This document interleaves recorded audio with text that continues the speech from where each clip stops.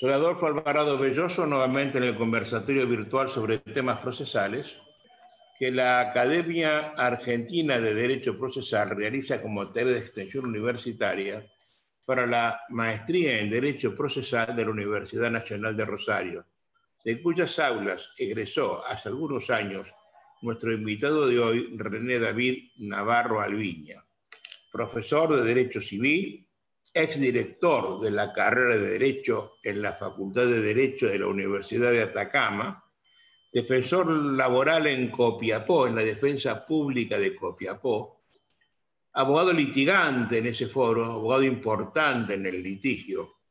Y hace unos años escribió un libro que yo tuve el honor de prologárselo, que lo llamó Las bases racionales por una sana crítica. ¿Podés levantarme el libro para ver la tapa, René, por favor? Ese libro, gracias, René. Ese libro me parece una pieza importante para entender el problema del cual muy poca gente puede hablar porque es uno de los tabúes del derecho procesal, y al cual René le ha dedicado bastante tiempo. Él además tiene un programa radial en Radio Copiapó, que durante mucho tiempo hace entrevistas jurídicas, etc. Alguna vez tuve yo la suerte de ser también entrevistado por René, y hablamos de este tema. Para quien no sabe de qué vamos a hablar, estamos hablando de uno de los métodos posibles para evaluar la prueba rendida en un proceso. Si yo tuviera que explicarlo muy fácilmente, esto que es un mundo para todos los docentes, yo diría que el juez debe convencerse de una posición o de la otra para poder resolver en una sentencia un litigio presentado a su conocimiento. En los procesos siempre uno gana y otro pierde. Es imposible, lógicamente, mostrar un empate entre los litigantes. Y gana el que ha logrado convencer al juez con mejor prueba, con prueba más convictiva, más convincente. Para estudiar esa prueba, para lograr la convicción de la prueba, ha habido algunos sistemas en los siglos anteriores.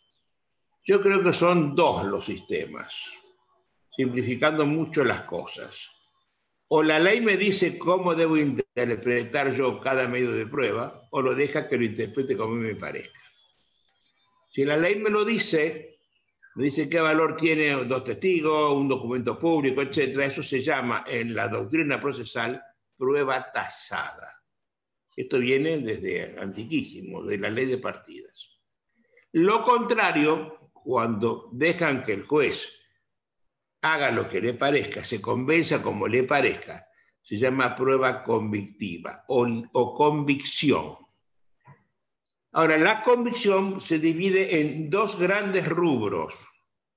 Uno, la libre convicción, que es lo que hace el jurado popular, que es lo que hace el arbitrador, que no está sujeto a ley alguna, falla como le parece, fallan en conciencia y por tanto no están obligados a decir por qué fallaron en un sentido o en otro. Y el otro subsistema es el de la sana crítica, en el cual el juez se convence por lo que fuere y ahora tiene que dar razones por las cuales se convenció. Va a explicar si el testigo lo convenció, el documento y lo que fuere. Entonces, la convicción es libre o seriamente razonada para explicar el porqué del resultado. Para explicar esto, René escribió un libro. Hace unos días yo tuve otro conversatorio sobre el tema, hablando de la duda razonable y de la sana crítica con el ex magistrado y el profesor Jorge Federico Lee, hoy presidente del Instituto Panamericano de Derecho Procesal, y llegamos a la conclusión de que es una enorme nebulosa, los dos sintagmas, duda razonable y sana crítica. Yo voy a tratar hoy de despejar la nebulosa de la sana crítica y separarla de lo que es el conocimiento personal del juez, que es otra cosa que anda rondando alrededor del tema y que poca gente menciona. Sobre eso voy a conversar contigo, René. Te doy la más cordial bienvenida a este conversatorio, lugar de conversaciones, y te escucho. Empezá a contarme qué es eso de la sana crítica según René Navarro Albeña. Después iremos discutiendo sobre la marcha. Gracias, estimado maestro. Bueno, usted sabe que le digo así porque de verdad, en quienes hemos sido sus discípulos, usted ha creado una escuela y nos ha enseñado lo que significan los valores democráticos y republicanos en el proceso, que en definitiva esto que pudiera parecer técnico, en definitiva tiene un hondo y profundo sentido político, un sentido filosófico y un sentido histórico. Y cuando de alguna manera perdemos la brújula política, filosófica o histórica, se pueden crear desaguisados bien profundos. Hay todo un tema ideológico presente en lo que significa el proceso, y por eso creo que es muy importante señalarlo, estudiarlo, que es lo que nos cabe hacer a nosotros. Nosotros somos personas que nos dedicamos nuestra vida al estudio. Entonces, mal podríamos pretender de entrada que estos temas, o caer en una suerte de nihilismo, de decir, no, en realidad estos son bolsillos de payasos, no hay cómo entender la sana crítica, etc. Yo quiero ir por la otra vía, por la vía del entendimiento, como decía Spinoza, sin reír y sin llorar, solamente comprender. Desde el punto de vista del comprender, usted dice, bien, habrían dos polos. Oye, has hecho una cita importante. ¿Sí? Traerlo a Spinoza a este conversatorio ya de por sí interesante.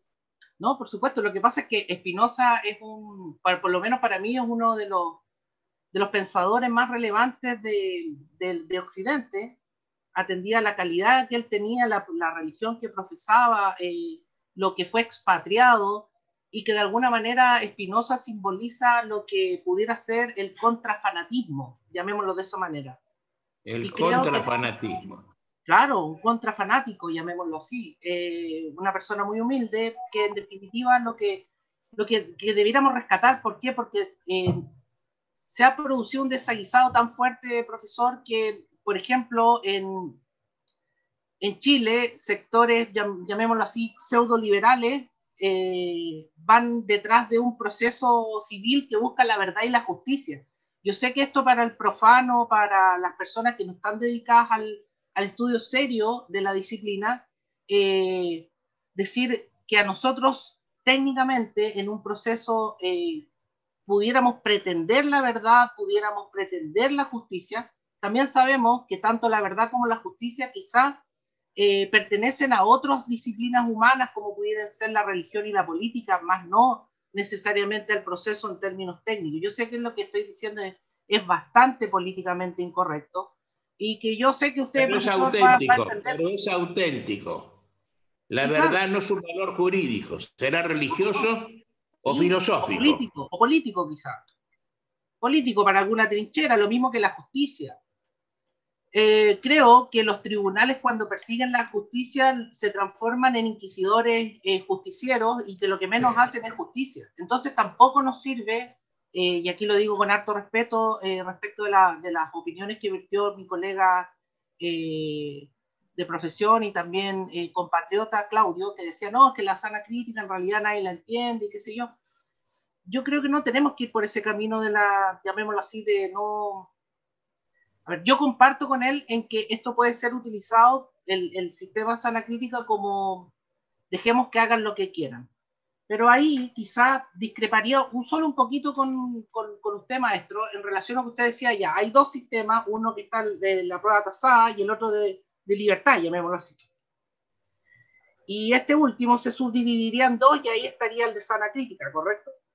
Entonces, lo que creo yo es que, más allá de las taxonomías, porque ya sabemos desde su compatriota Borges que nosotros podemos hacer taxonomía de lo que queramos. O sea, la taxonomía en la medida que sirva y para explicar con sentido propedéutico, perfecto, pero ya que estamos en la propedéutica, pudiéramos decir que la sana crítica está en un camino intermedio entre la libertad total, llamémoslo así, el decir fallo porque quiero, al tipo Salomón, me tinca, me parece que esa mujer tiene mayor necesidad de salvar a su hijo porque le da lo mismo con quién se quede, lo que le importa en la vida. Claro, quizás todos pudiéramos confiar en jueces Salomones, pero lo cierto es que no son Salomón.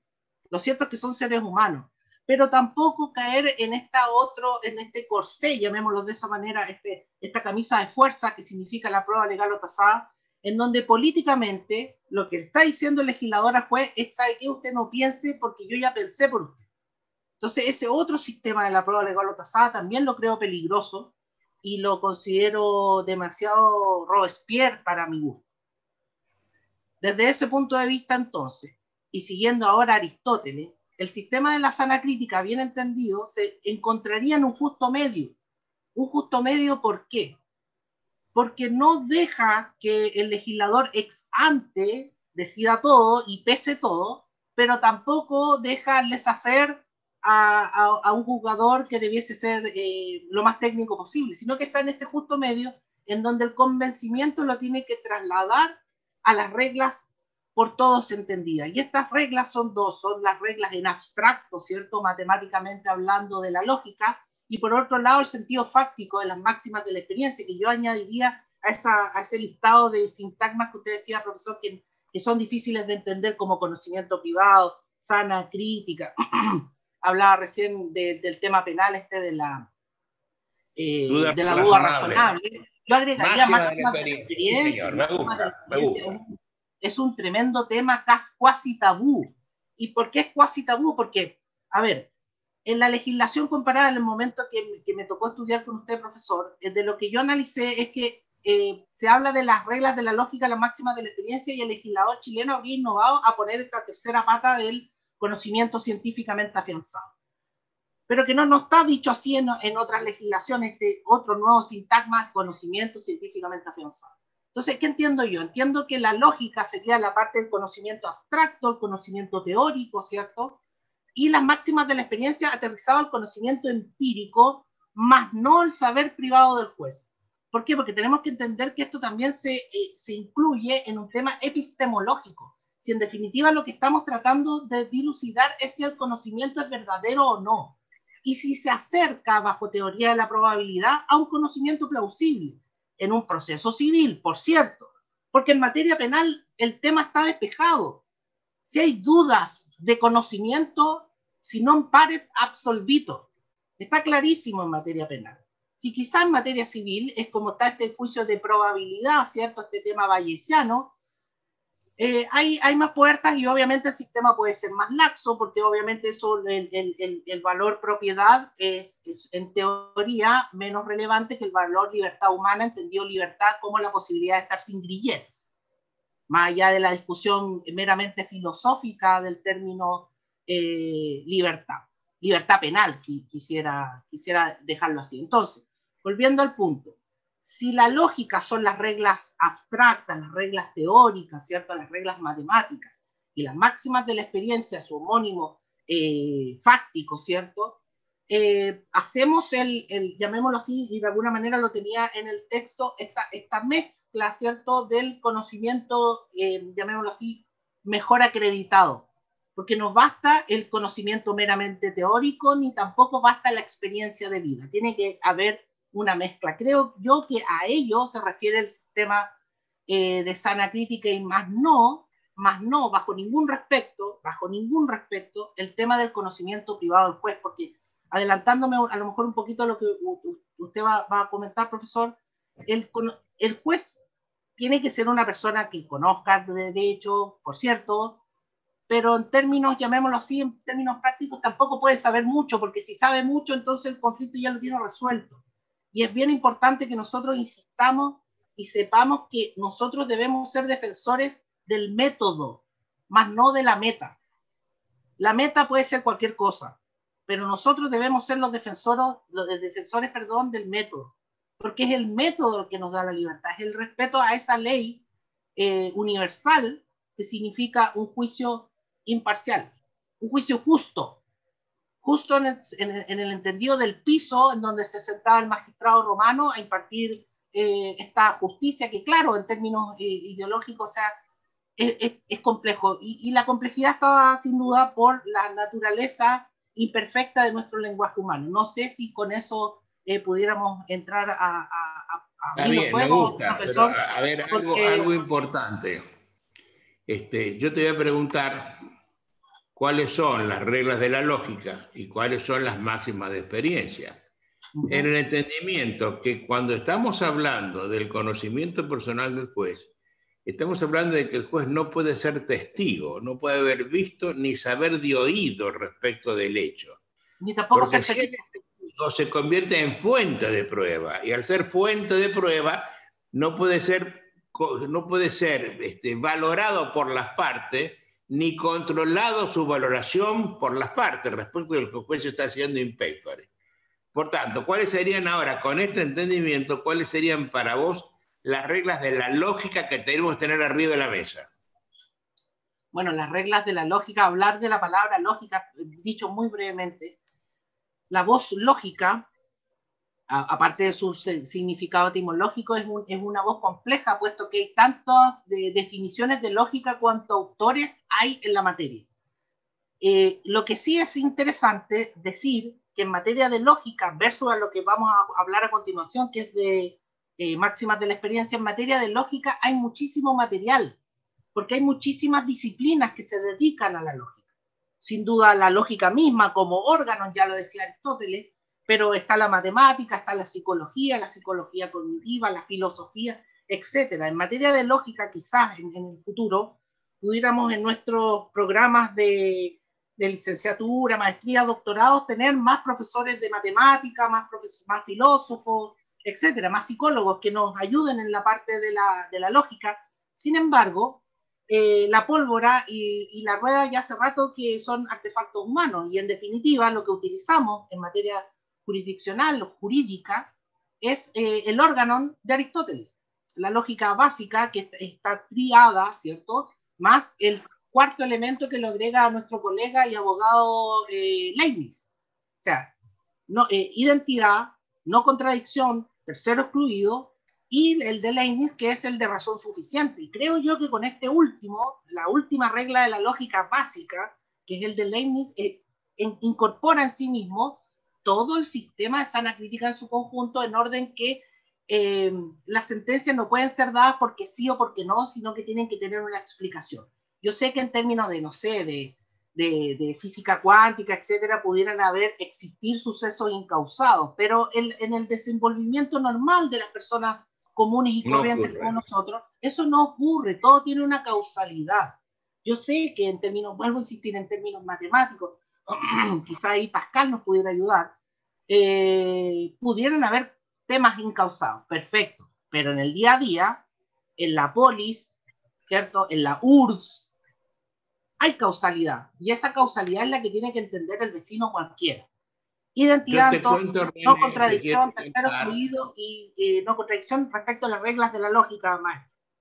Eso queda en claro, pero quiero contarte algo importante. Cuando yo era estudiante de Derecho, yo me recibí en el año 1960 en la Universidad Nacional del Litoral, donde había ciertas materias que luego desaparecieron de todas las carreras de abogacía. Yo estudié lógica, estudié psicología jurídica y, por supuesto, filosofía. La filosofía quedó más o menos como una introducción al derecho, en algunas materias, algunas carreras está, pero los otros dos desaparecieron. Yo no conozco ningún plan de estudio que tenga lógico, que tenga, ¿qué te digo? Matemática, que estás pidiendo vos, ¿no? Lógica y psicología jurídica. Por eso es que es tan difícil hoy encontrar un juzgamiento hecho con este conocimiento necesario al efecto, o encontrar en los digestos jurisprudenciales una sentencia que respete estos postulados que estás diciendo vos. Estas tres reglas de la lógica y de la razón suficiente no son conocidos por los jueces. Si hiciéramos nosotros una encuesta y que, a ver, los jueces con nombre y apellido que definen cada una, no tendríamos 10 jueces en América Latina. Es terrible lo que estamos diciendo, pero es así, lamentablemente. Bueno, contame ahora cuáles son las reglas de las máximas de la experiencia. Sí, solo para profundizar el tema, quizá se omiten por obvio. Y etimológicamente hablando, lo obvio es lo que está en la vía, ¿cierto? Obvia, lo que está ahí enfrente. Entonces, como es tan autoevidente, a lo mejor por eso no lo enseñan. Pero el diablo está en los detalles y efectivamente creo que ahí es donde tenemos que insistir en las reglas de la lógica. Ahora, en el tema de las máximas de experiencia, yo me di cuenta estudiando, porque no hay otra manera de hacer las cosas sino estudiando. Chile, de alguna manera, innova en sana crítica al incorporar este nuevo sintagma que es el conocimiento científicamente afianzado. ¿Correcto? Dice, sana crítica, lógica, máximas del... Repetí bien, el conocimiento científicamente avanzado, aceptado. Claro. Ahí, máximas de la experiencia significaría otra cosa que en el resto, llamémoslo así, que en el resto del mundo, porque en el resto del mundo sana crítica solamente es lógica y máximas de la experiencia. No es lógica máxima de la experiencia más conocimiento científicamente afianzado. Entonces, ¿qué quiero decir con esto? Que si nosotros retiramos, por ejemplo, retiramos la frase máximas de la experiencia y nos quedamos con el conocimiento científico afianzado, quizá la diferencia estaría en lo que muy bien explicaba Claudio en una de las entrevistas que le hizo usted, en que, claro, la persona común, estos conocimientos comunes, como decía Stein, dice la lluvia cae de arriba hacia abajo, está bien, pero el punto está en que la racionalidad que se le pide al tribunal es una racionalidad que no se quede meramente en lo teórico, como señalaba recién, y esa parte teórica no sería otra que el órgano de la lógica, sino que además esto esté avalado empíricamente. Las máximas de la experiencia, creo yo que la definición clásica de Stein no es suficiente y yo me acercaría más a lo que la autora hispana, española, doña Marina Gascón Avellán, señala al respecto y cita un latinazgo que es "in quod prelumque accitit", o activi, que significaría lo que sucede más a menudo. Eso serían las máximas de la experiencia. ¿Qué es lo que sucede más a menudo? Ahora, ¿por qué estaría en contra con el conocimiento científico, con el conocimiento científico en general? Por lo que llamábamos recién, fíjese usted, maestro, que nos entendimos, ni usted ni yo somos físicos cuánticos, pero entendemos, somos personas racionales, que en definitiva en la ciencia, llamémoslo así, profundizada, pudieran haber discusiones respecto de la causalidad. Ese sería el conocimiento científico y el juez, ni usted ni yo, vamos a ser completa y totalmente científicos. Sino que, y ahí viene la parte afianzado, y quizá lo que pudiéramos entender aquí también sería el conocimiento irrefutable, como pudiera ser el examen de ADN, ¿cierto? 99,98%, etcétera. Yo creo que hasta ahí llega. Pero el problema de este conocimiento científicamente afianzado quizá queda un poco en entredicho con lo que estamos viviendo actualmente, que es la pandemia. Test de PCRs, test varios que en definitiva pudieran hacer entender que la ciencia en general, con este movimiento anticientificista que es fuerte, pudiera estar un poco soslayado. Lo que sí es importante destacar, estimado maestro Adolfo, es que en definitiva lo que nosotros debemos buscar es que independientemente de las convicciones, creencias religiosas, sexo, lugar de origen, etnia, lo que fuere que tenga el juez, cuando se va a convencer y nos va a explicar de qué se va a convencer, lo tiene que hacer en términos de la lógica conocida, en términos de los hechos conocidos, de los hechos científicos que puedan ser intersubjetivos. A veces en algunas conferencias que me invitan yo les digo así a las personas que me oyen, mire, si el juez puede ser terraplanista, cosa de él, un juez puede ser terraplanista, lo que no puede hacer el juez es trasladar las ideas terraplanistas a su fallo, porque en el fallo no vamos a estar cumpliendo con una exigencia mínima de sentido común, que es que el lenguaje y el conocimiento tiene que ser intersubjetivo. Yo puedo hablar maravilloso ahora, profesor, o usted, pero si yo no le logro comprender, de nada sirve. Y son cuestiones básicas, en definitiva, quizá por eso se han dejado de lado y hemos estado concentrados en otras cosas más de detalle, quizá más de especialistas. Hemos perdido esta posibilidad que antes nosotros los abogados éramos seres reconocidos en un entorno social como personas en general sabias. Y hoy día no, o sea, hoy día es o tributarista o es penalista, entonces no puedo opinar de lo otro. Un procesalista no puede hablar de civil porque solamente es procesalista, y eso yo creo que es nefasto, porque ese conocimiento de especialista a la final termina sabiendo de muchísimo, pero de muy poco, y en definitiva nos va a hacer mucho daño, maestro. ¿Sabes qué, René? Hemos perdido el valor de los conceptos. Con tanta especialización repotenciada ad infinitum, hoy la palabra acción tiene tantos significados como ramas del derecho existan. Yo conozco 4 o 5, de la palabra jurisdicción conozco 18, de la palabra proceso conozco más de 20. Es decir, según quién sea el que está mirando el objeto de conocimiento, dice una cosa distinta. Es decir, hemos perdido el respeto intelectual que nos debían otras profesiones, porque hemos perdido nosotros el norte de nuestra propia cultura. Hemos relativizado todo. Y eso es lamentable, René. Vos un día hace unos años me hiciste acá en mi estudio, donde estoy hablando yo ahora, una entrevista para Radio Copiapó larga. Radio Maray. ¿Para Radio? Maray de Copiapó. Para Radio Maray de Copiapó. Que yo la revisé antes de hablar ahora contigo, y había cosas que te molestaban, había cosas que te estabas preguntando, porque estabas advirtiendo este problema. La orfandad en la cual nos encontramos los abogados, los letrados en general y los jueces, porque el juez que quiere hacer una buena sentencia no repite palabra, y entonces cambia jurisdicción con competencia, con facultades, con poderes, que son todas cosas distintas.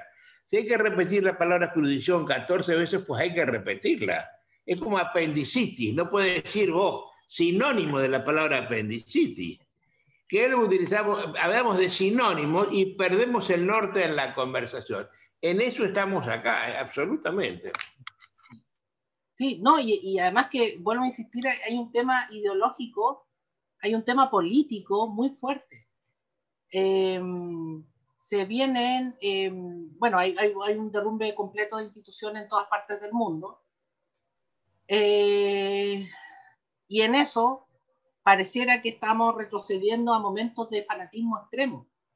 Y fanatismo desde la academia incluso, fanatismo desde sectores políticos, fanatismo desde llamémoslo así, de grupos de presión dentro de ciertas judicaturas en nuestro continente, y que en definitiva hacen, sumado al hecho de la falta de estudio que hablábamos recién, o sea, no estoy diciendo falta de estudio con un término peyorativo, sino que quizás perdemos demasiado tiempo en detalle y olvidamos las esencias.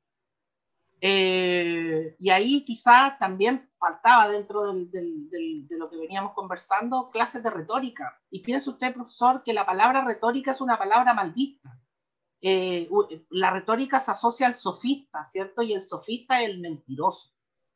Pero nosotros cargamos con esa, llamémoslo así, con esa vara desde antaño. Ya de hecho el mero decir abogado del diablo no nos hace muy buena prensa. Entonces nosotros tenemos que batallar contra aquello y señalar que herramientas como la retórica son fundamentales para el entendimiento, llamémoslo así, mínimo entre personas que puedan compartir un conocimiento intersubjetivo. Yo creo que esa es la única manera. Y creo también haber encontrado en Rosario, Argentina, en la figura de Adolfo Alvarado Belloso, esa vuelta al manantial de la fuente de agua cristalina, en donde esa nutrición conceptual es necesaria para entablar diálogos. Podríamos tener miles de discrepancias, maestros, pero esas discrepancias no nos pueden hacer perder el norte de lo cristalino que debe ser el manantial para poder entendernos entre nosotros mismos.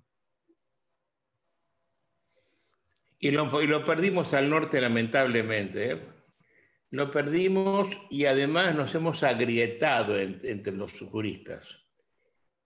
Porque con esto de activismo y garantismo de buscar la verdad material, la verdad real, la verdad. Hay una decisión tan grande. Maestro, esa es otra palabra que nos hace muy mala prensa. Por ejemplo, si yo lo presento a usted acá en Copiapó y digo, no, profesor Alvarado es uno de los garantistas más importantes de Hispanoamérica, mucha gente quizás capaz que me pegue. Me escupen. Claro, ¿no? Porque, y no solamente eso, capaz que me cuelguen en la plaza pública, ¿cierto? A la Robespierre. Sí. Entonces, ¿y por qué? Que yo lo entiendo y lo admito, porque la prensa amarilla, los programas televisivos que poco entienden de esto y sin embargo están juzgando todos los días las cosas del mundo jurídico, creen que ser garantista es ser negacionista, es ser reduccionista, al estilo Zaffaroni, y no solo es así.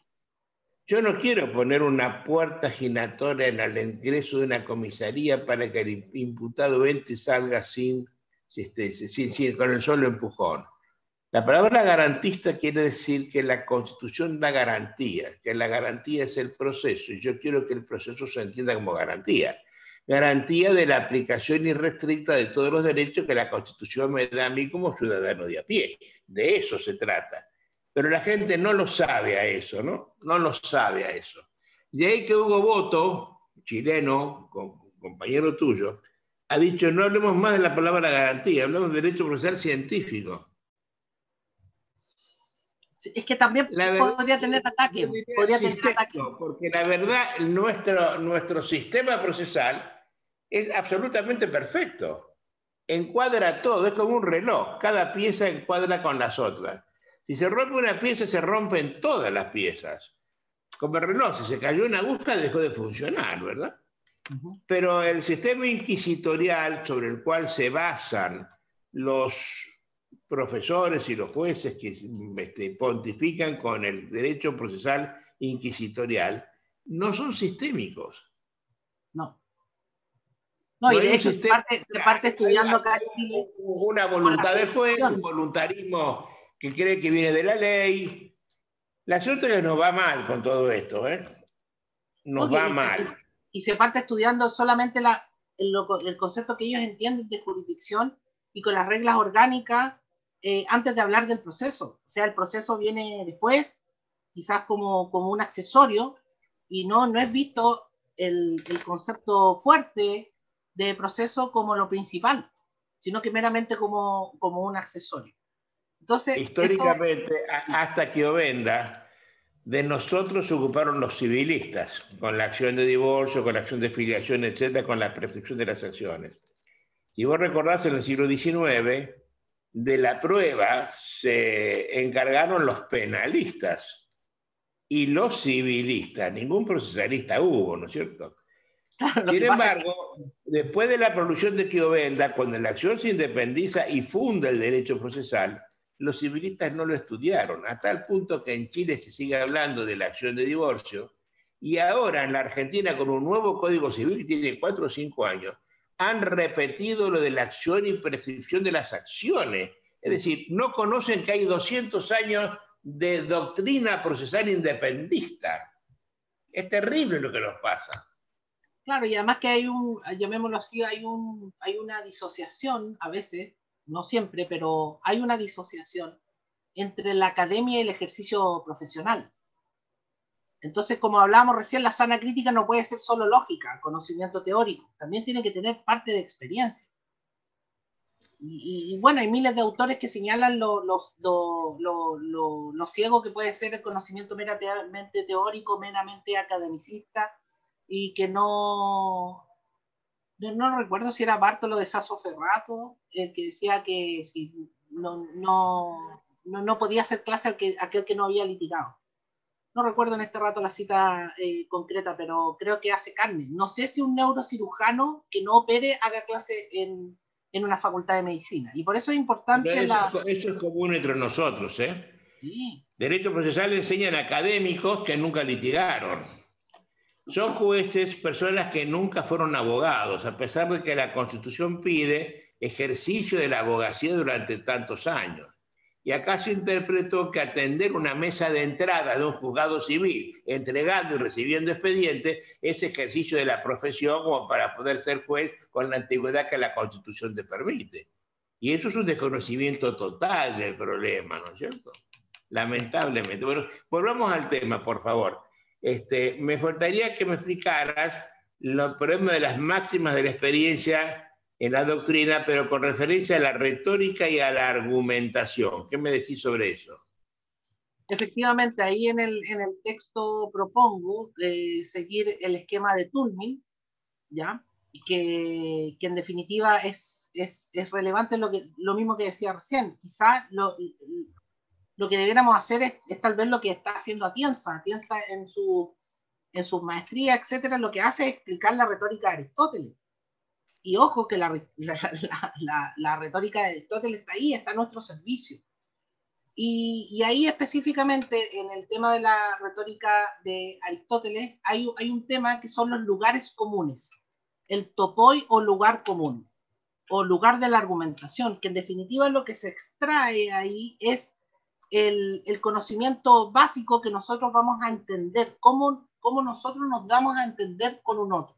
Lo mismo en el caso de las reglas de la argumentación dadas por Stephen Toulmin.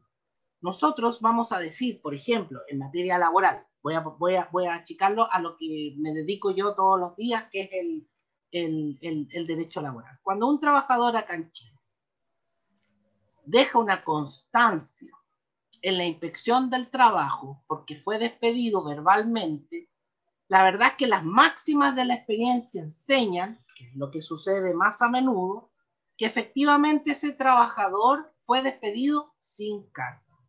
Porque eso es lo que sucede más a menudo, porque eso es el lugar común de la argumentación, porque los trabajadores chilenos no tienen tiempo para andar elucubrando constancias de esa naturaleza, considerando todas las dificultades probatorias que tiene el derecho laboral. Ahora bien, como meramente es un lugar común, como meramente es un topoi de la argumentación, como meramente es una máxima de la experiencia, puede ser desvirtuada con conocimiento contrario, con prueba en contrario. Y si efectivamente ese trabajador, que pudiera ser la excepción que confirma la regla general, hizo una constancia que efectivamente no era la correcta, para eso tiene el empleador los plazos legales para enviar las cartas, etcétera, y en definitiva para defenderse. ¿Qué estoy diciendo con esto?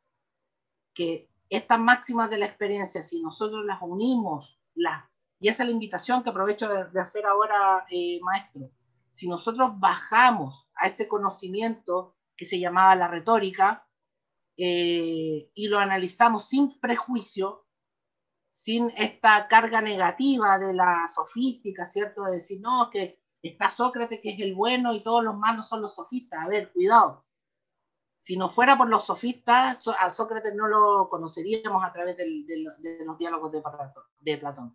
Entonces, tengamos un poquito más de respeto por los clásicos y en definitiva volvamos a ellos para encontrar aquellas soluciones en donde ni la pólvora ni la rueda fueron inventadas o descubiertas hoy. Son herramientas humanas que han estado presentes desde el inicio de los tiempos, como es la imparcialidad y la imparcialidad del juez, como bien nos enseñó usted, maestro. Entonces, volviendo al tema de los lugares de la argumentación, estas herramientas, estos órganos, porque son herramientas que como cualquier otra herramienta humana pueden ser utilizadas para cosas buenas o como para cosas malas. Ocupémoslas para lo que nos está llamado la obligación de ser de alguna manera estudiosos de esto. No basta con decir, como algunos autores nacionales señalan, mire, ¿sabe qué? Las máximas de la experiencia no lo ocupemos porque es un tema muy oscuro. A ver, ojo, está en la ley. Nosotros no le podemos decir a la ciudadanía que hay un concepto en la ley que es muy oscuro. ¿Quién asume la responsabilidad? En definitiva, creo yo que somos nosotros los que nos dedicamos al ejercicio de la profesión, los que, como usted, profesor, dirigen una maestría, los demás jueces, etcétera, los que nos debemos abocar a los conceptos técnicos, como por lo menos reza todavía nuestro Código Civil, en el sentido que las palabras técnicas de alguna ciencia o arte tienen que ser explicadas por aquellos a quienes se dedican a esa ciencia o arte. Si nosotros decimos que el derecho es una ciencia o arte, pues bien, nos corresponde a nosotros darles esa definición. Y no señalar, como se ha dicho, que las máximas de la experiencia es un concepto oscuro. Sí, conforme. Puede ser un concepto oscuro, pero va en nosotros el de irlos clarificando, el de irlos separando del conocimiento. Y el de la ley definirlo. La ley tiene que definirlo. O definirlo. Porque la ley penal, la ley civil, la ley comercial define. La ley comercial define qué es un acto de comercio. La ley civil define qué es una hipoteca, qué es la capacidad. La ley penal define qué es el delito de matar. ¿Por qué no definir el derecho procesal? Único código, en la medida que no define nada. Y dejamos a la libre interpretación e inventiva de los jueces, a ver qué es un allanamiento, cuáles son sus efectos, sus requisitos, etcétera, ¿no? Terrible esto, ¿eh? Nos estamos acercando al final y me quedan preguntas por hacerte. Háblame de máxima de la experiencia y hechos notorios. Por ejemplo. Algo estábamos haciendo recién el paralelo concierto con el conocimiento privado del juez y los hechos públicos y notorios. A ver, los hechos públicos y notorios tendrían una entidad que desde antaño se ha señalado que el hecho público y notorio no necesita acreditación, no necesita prueba. Pero ahí creo que tendríamos que distinguir que en definitiva las máximas de la experiencia son un artefacto, un órgano de convencimiento. Yo a propósito de las máximas de la experiencia, o sea, la frase máximas de la experiencia no es algo que yo vaya a probar, sino que es una herramienta que me sirve a mí para ver si, por ejemplo, lo que me dice el doctor Alvarado tiene sentido o no. Las máximas de la experiencia me van a ayudar a mí para creerle o no creerle al maestro Alvarado. Cosas distintas un hecho público y notorio, porque un hecho público y notorio puede ser objeto de prueba, en teoría. Ahora, nos va a sacar esa carga en la medida que sea conocido de todos y en ese sentido podría incluso llegar a darse por acreditado, maestro. No sé qué opinión tiene usted. A ver, todo está en qué definición damos de hecho notorio. Si vos me decís que el 14 de julio es el día de la independencia de Francia, sí, eso lo sabe todo el mundo. Eso es un hecho público y notorio. Basta ver cualquier libro francés, cualquier historia, la Marsellesa, lo que quiera. El 9 de julio es el día de la independencia. Acá es feriado nacional desde hace 200 años. Eso lo sabe todo el mundo. Pero ¿dónde está? O cuál es, por ejemplo, cuál es el horario de apertura y cierre de la rueda de la Bolsa de Comercio? ¿Es un hecho notorio o no? Davis lo definía como aquel hecho que conoce cierto grupo de personas. Ese es el punto. Y el pleito entre ellos no requiere ser probado. Escuchá mi posición. Si yo tengo un pleito entre corredores de bolsa y eso versa si el hecho se realizó o no dentro del horario de la rueda abierta, es claro que el horario de la rueda es hecho notorio para las dos partes que están litigando porque son agentes de bolsa. Pero yo soy el juez de la causa y ante mí tienen que probar la apertura, el horario de entrada y de cierre. El quien dice que es notorio soy yo. Cuando no lo tengo probado, por si lo tengo probado, ni me aflige. Ahora, si no lo tengo probado y quiero darlo por probado, es común que en América Latina digamos, es un hecho notorio. Pero para las partes, no para el juez.